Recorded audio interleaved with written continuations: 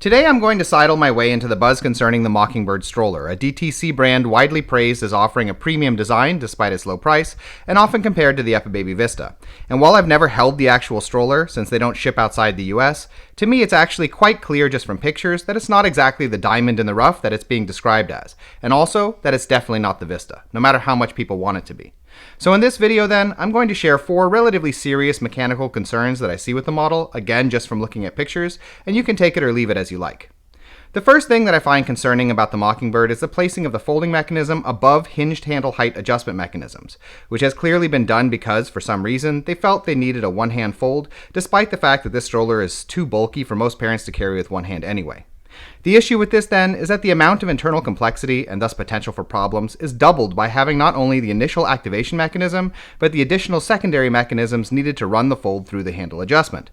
Hinged handle adjustment mechanisms have a serious tendency to loosen over time, and with the Mockingbird then, I see a strong possibility for alignment issues down the road when the hinges loosen to the point that the components don't line up as cleanly that might make folding fiddly if not causing the mechanisms to fail outright. Secondly, and sticking with the handle, is the fact that Mockingbird feels confident in using a hinged handle height adjustment mechanism at all for a front-loaded tandem model. There's a reason that most high-end models of any sort use telescopic handles these days, because with tipping and steering and pushing, the handle has to withstand quite a lot of pressure, and with front-loaded tandem models in particular, the amount of pressure applied just by tipping your stroller alone, as one must do to go up a curb for example, is massive. Hinged handle mechanisms have been one of the key components requiring replacement on all sorts of models in my workshop for years, and I would be extremely surprised not to see a wave of broken handle adjustment mechanisms appear on this model within a few years. Third up is the suspension, and more importantly the connection point to the rear crossbar, which firstly is another one of those obviously not the Vista areas of the Mockingbird, as the difference between confidently pushing a reinforced telescopic handle supported by big chunky spring-loaded support struts is an entirely different feeling to pushing a looser, more fragile hinged handle bouncing atop the Mockingbird's much smaller and more localized suspension's hinges.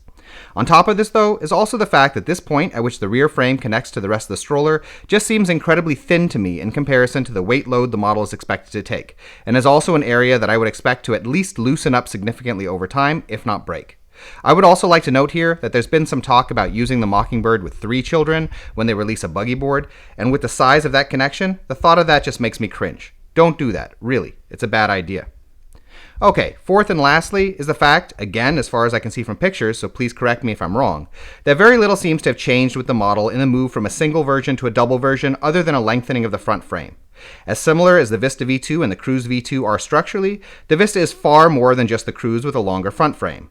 To properly accommodate for the weight of a second child requires a lot more than this. It means thicker bars and mechanisms overall, bigger wheels, and for the Mockingbird in particular, I would say a rethinking of the model's pretty minimalistically insulated riveting, which will undoubtedly loosen over time as a result of weight stress. And all this is, of course, in addition to doing something about the weaknesses of the rear frame and the handle that I already covered. Just extending the front frame and saying, what the heck, if it was sturdy enough for one child, why not 2, is unfortunately not enough. So those are the 4 concerns we wanted to share with you about the Mockingbird.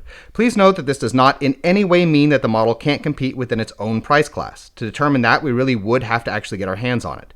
Nor does it mean that their overall concept of cutting out the middleman and providing a premium experience to customers for cheaper isn't incredibly noble, because it is.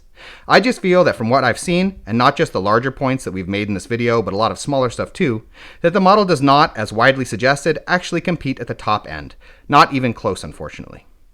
In any case, we hope you found this video interesting, and if you did, we ask that you subscribe, as it helps us to continue making videos in the future.